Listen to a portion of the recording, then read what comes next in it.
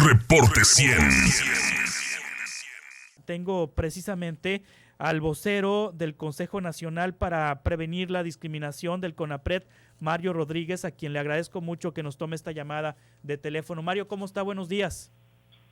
Hola, buenos días, Juan Carlos, para ti y para todo tu auditorio. Muchas gracias. En México también se discrimina, Mario. Sí, así es. México es un país al que le ha costado mucho trabajo aceptarlo, pero sí se discrimina. Te cuento una anécdota muy rápida.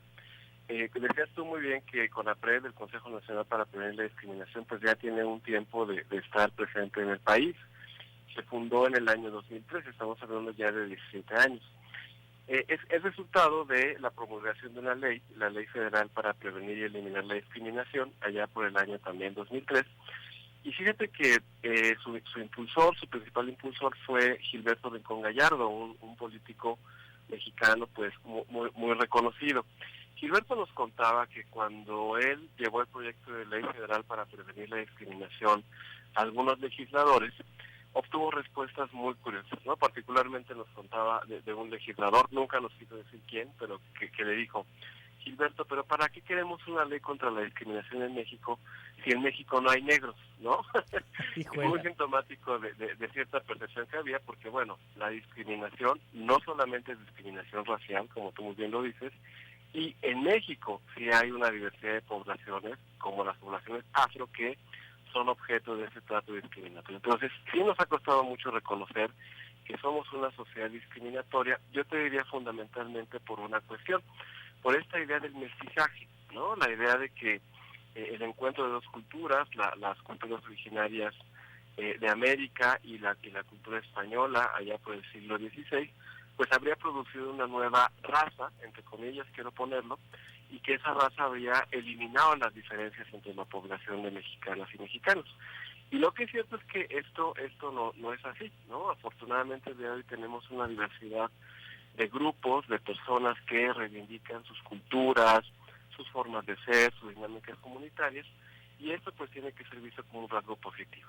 Sí, de hecho ahorita estamos platicando con el periodista de Proceso, Pepe Gil Olmos, y hablaba de cómo en Jalisco en los años 80 se hizo pues una campaña que se tituló Haz Patria, Mata un Chilango, una campaña que llegó también aquí al estado de Sonora, porque la discriminación también en México existe por zonas del país. Y en ese sentido, ¿cuáles son los principales motivos de discriminación en México? Cuéntanos, Mario, por favor. Mira, te cuento, como tú también decías muy bien, hemos hecho esfuerzos muy importantes por medir la discriminación en el país. Tenemos el instrumento más acabado en este sentido, que es la Encuesta Nacional sobre Discriminación que levantó CONAPRED y otras instituciones como el INEGI, la UNAM, el CONACYT, la Comisión Nacional de Derechos Humanos, y que nos da una radiografía de cómo discriminamos, ¿no? La ENADIS, esta encuesta de discriminación, muestra que hay ciertos prejuicios que tenemos las mexicanas y los mexicanos que derivan en prácticas discriminatorias cotidianas e invisibilizadas y que luego abren brechas de desigualdad. Te quiero dar 5 ejemplos muy rápidos de cosas que pensamos los mexicanos y las mexicanas a propósito de los grupos históricamente discriminados. 60% de los mexicanos pensamos que los jóvenes son irresponsables y que se justifica llamar a la policía si vemos a jóvenes reunidos en la calle. Ahí te habla de una discriminación y una criminalización de la juventud. 45% pensamos que la principal causa de conflictos en el país es la diversidad de religiones. Vemos a la diversidad religiosa como algo malo, como algo que es negativo. También el 40% de las personas, y es un dato muy importante el día de hoy por toda la discusión que estamos teniendo sobre desigualdad, 40% pensamos que los pobres son pobres porque no se esfuerzan. Imagínate, es una percepción muy dura. Sigue imperando esta creencia de 35% que piensan que vivir con una persona con VIH implica un riesgo de muerte, y esto, fíjate que el día de hoy se ha resignificado. Tenemos una cultura muy discriminatoria, con muchos tabúes en torno a ciertas condiciones de salud, pues se ha magnificado en época de COVID, ¿no? El día de hoy, con la prueba conocida desafortunadamente de muchos casos donde se ha discriminado a personas que o son portadoras del virus o se sospecha que son portadoras del virus.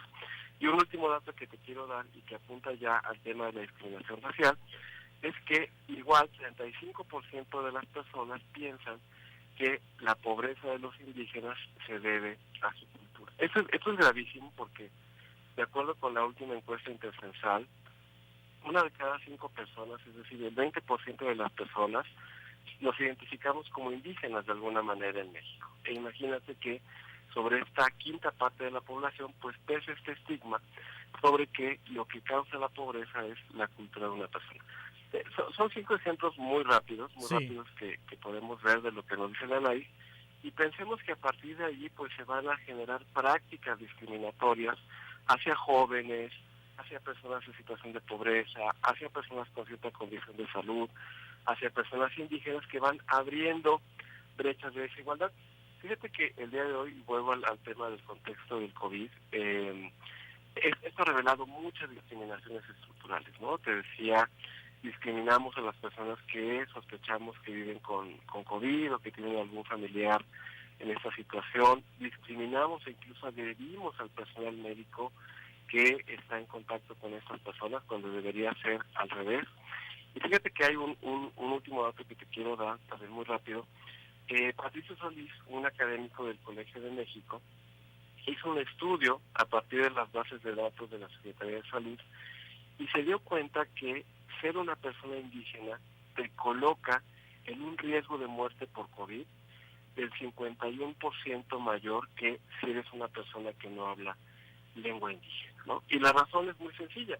Pues generalmente las personas indígenas en este país viven en los lugares más marginados, donde hay menor infraestructura de salud, y pues claro, cuando una persona con COVID, que es hablante de lengua indígena, pues llega a un hospital, pues lo hace probablemente después de un tiempo considerable donde no tuvo información a la mano, y pues nos damos cuenta que la discriminación también nos puede quitar la vida. Sí, ahora en el caso de la discriminación racial, ¿esta existe en México y qué datos tiene CONAPRED al respecto? Mario Rodríguez, vocero de CONAPRED. Sí, fíjate que tenemos una radiografía también muy severa del racismo, de esta idea acerca de que ciertas características físicas de las personas, como tener un tono de piel oscura, o ciertas características culturales, como hablar una lengua indígena, ser parte de una dinámica comunitaria indígena, pues generan una subordinación respecto de otras personas con tonos de piel más claros o que no hablan una lengua indígena. Fíjate que te doy algunos datos también muy rápidos, ¿no? A nivel nacional, la tasa del alfabetismo ronda alrededor del 13%, del 3%. Somos un país que tiene una alta tasa de alfabetismo. Una mayoría apabullante de personas sabemos leer y escribir. Pero si eres una persona indígena, tienes el 13% de probabilidades, es decir, 4 veces más de ser una persona analfabeta. También, te doy otro dato, mientras que las personas a nivel nacional tenemos un promedio de escolaridad de 10 años, en el caso de las personas indígenas, este se reduce a 6 años, casi la mitad.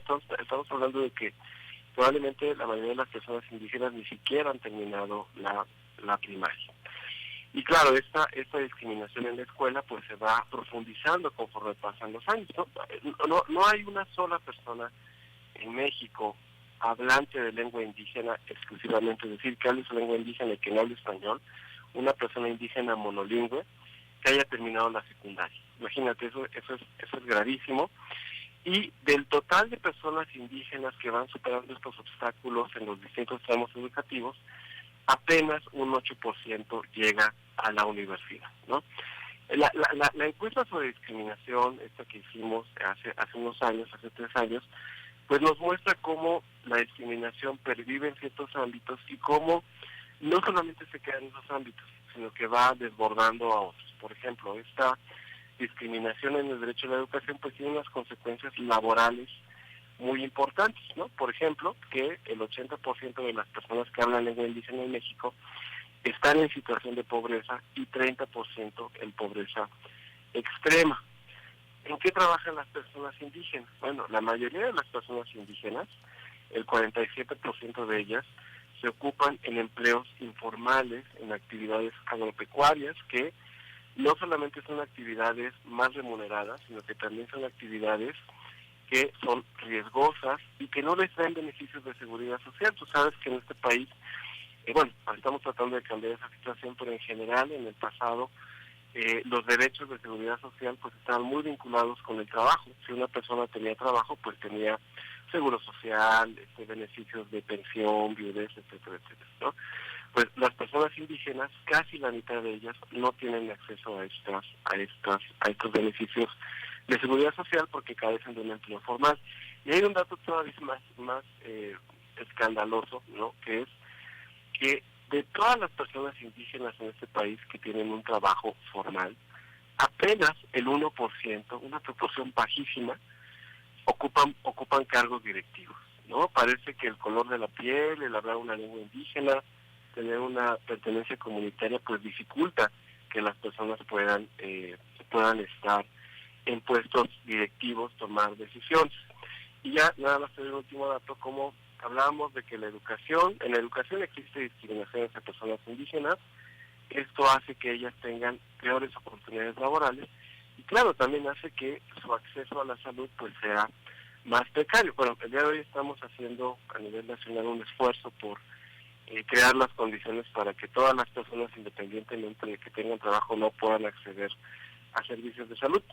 Pero hasta hace un par de años, el 70% de las personas indígenas acudían al seguro popular, es decir, a este sistema de salud pues que no es contributivo y que por tanto pues tiene las coberturas médicas más precarias, ¿no? Si estamos hablando que las personas indígenas, por estas características que te decía, por ejemplo, que se han visibilizado en la época del COVID, pues son más susceptibles de enfermarse y de enfermar gravemente, pues ellas requerirían mejores servicios de salud y la realidad es que no los tienen. Pues te agradezco mucho, Mario Rodríguez, vocero del CONAPRED, que nos hayas compartido estos datos. ¿Dónde podemos encontrar esta información que nos has brindado esta mañana? Mira, se puede consultar en la página de CONAPRED, www.conapred.org.mx, y para concluir me gustaría también invitarte a ti y a todo el auditorio que nos escucha a que si ellos han vivido alguna experiencia de discriminación, sea por racismo, por género, por orientación sexual, por discapacidad, por situación migratoria, por situación familiar o una experiencia de discriminación en este contexto del COVID, acudan a nosotros a CONAPRED. CONAPRED tiene la facultad de conocer casos de discriminación cuando quien discrimina es una autoridad, pero también cuando quien discrimina es un particular. Te doy, pero la página ya te la dije, pero también te doy los teléfonos, son teléfonos gratuitos, el 55 52 62 14 90 o el 800 543 0033, y también las redes sociales de CONAPRED, @CONAPRED en Twitter y CONAPRED en Facebook.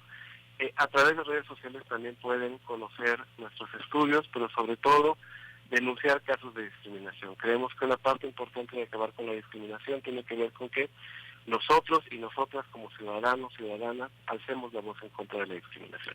Mario, muchas gracias. Que estés muy bien. Muchas gracias a ti. Hasta pronto. Buen día. Reporte 100.